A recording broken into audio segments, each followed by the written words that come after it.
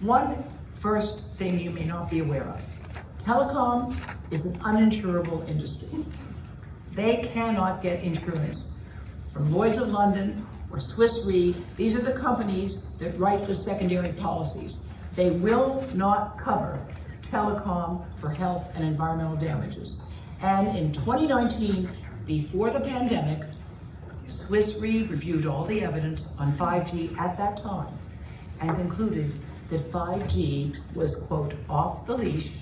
In other words, uninsurable. They relegated it to being similar to asbestos, which, as many of you may know, bankrupted some of the secondary insurance industry. So there is no insurance that these companies can get. Now let's look at the guidelines for radio frequency limits. Remember, every phone you have is a two-way microwave radio unless you have it on airplane mode, Wi-Fi off, Bluetooth off. Otherwise, it's functioning. And 900 times a minute, it's doing a handshake to the tower. Where are you? Here I am. Where are you? Here I am. And while that's happening, so long as the device is close to you, with all of the antennas operating, half of that radiation gets into you. The limits that were set are outdated. They basically only avoid shock or short-term heating. Bless you. And they are set at 1.6 watts per kilogram. I'm going to show you why that is inadequate in a moment. The FCC set its wireless radiation test guidelines based on studies of 5 monkeys and 8 rats in the 1980s, and I wish I were making this up. It sounds like a Saturday Night Live routine.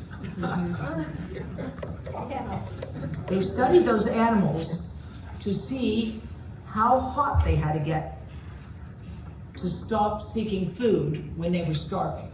I'm not making that up. They originally tested these starved animals until they got so hot they wouldn't seek food, measured by a rectal probe. That's the basis for the safety of all the devices that are now in the world. The public limit was then set with a so-called safety factor, taking the threshold dose where they stopped trying to get food when they were starving, and dividing it by 50 for a safety factor. Well, that might sound okay to you who may not be familiar with safety factors, but when it comes to chemicals, the safety factors we use are a minimum of 1,000, sometimes 10,000.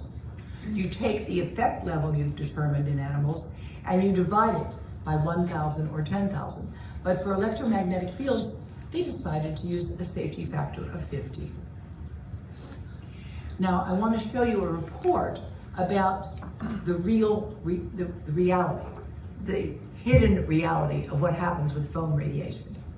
The Canadian Broadcasting Corporation is independently funded for Canada and does investigative reports. Wendy Mesley, who you'll see here in a moment, was formerly like Tom Brokaw of Canada. She came and talked with me at some length, and this was after Disconnect, the first edition was issued. And I said, let's go test some of those phones and let's see what you can find. And here's what we found. This is why she argues phones should be tested the way we wear them. So what happens when they are? So the tests are all done. Tests are all finished. And? The number exceeded the limit. It went up significantly with each one of the phones. That's right. The phones exceeded the safety limit when they were moved right against the body. The radiation absorbed increased 3 to 4 times. 3 to 4 times the existing limits as tested by the Canadian Broadcasting Company in 2017. So what did the US government do? That's a good question. This is what the Chicago Tribune did. Still, we at the Chicago Tribune wondered, how much radiation exposure do phones really cause? We bought more than a dozen phones and had them tested by an accredited lab using standard procedures. To test each one, the lab owner used a special mixture of fluids that mimics the electrical properties of the body. He poured that into a fiberglass tub, Then he secured a phone underneath the tub and set it to operate at full power. A robotic arm dipped up and down in the fluid, measuring the amount of radiation it was absorbing. There were two main things we wanted to know. First, would the phones meet the safety limit if tested at the same distance from the body as the manufacturer's own testing? It turned out that some phones exceeded the limit. Next, we noticed that federal rules allow phone manufacturers to test phones up to 25 millimeters away from a simulated body. That's nearly an inch. The rules reflect times when many people carried their phones in belt clips or even holsters, not that close to the body.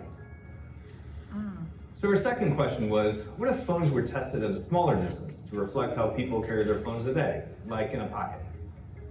This is crucial. Typically, the farther away a phone is away from simulated tissue, the less exposure to radiation. So we moved the phones in closer to 2 millimeters, or less than 1/10 of an inch. At this distance, radiation exposure often exceeded the safety standard.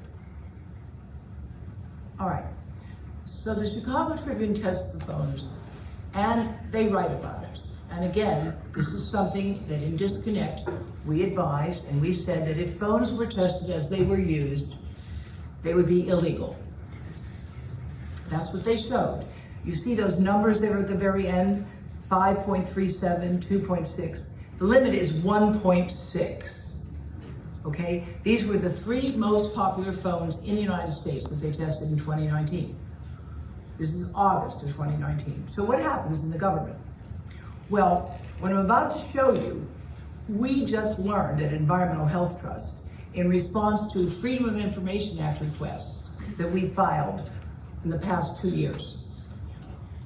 That is to say, for the past 5 years, what I'm about to show you was hidden from the US public.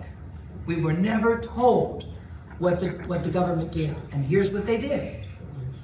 The government tested phones themselves. And they showed that when they tested the phones, they showed they exceeded the limits.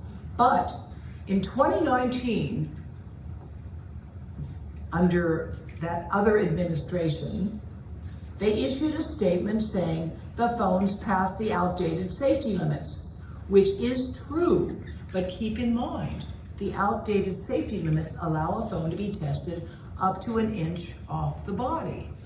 So you had the US government deliberately deceive the American public by issuing a statement that phones passed the outdated safety limits in 2019. But what they did not tell you is that the FCC had actually confirmed what the Chicago Tribune and before that the Canadian Broadcasting Company had done. They confirmed that the tested phones exceeded their 1996 guidelines. We only found out about this because it was disclosed through a Freedom of Information Act request that we made in 2023. So this information remained hidden. And also not only hidden from us, but hidden from the US Circuit Court of Appeals, which was then reviewing all of the agency record because of a challenge that our organization had mounted. So lawsuits can be expensive, but when they're focused and targeted, they can be extremely effective. And I would argue that this was one that paid off and is continuing to pay off handsomely, because with Mr. Sandry's assistance, we are now holding their feet to the fire. And we're saying, okay, what have you done lately? This is what, I want to just make sure you see this. That is this current level, 1.6, the yellow arrow.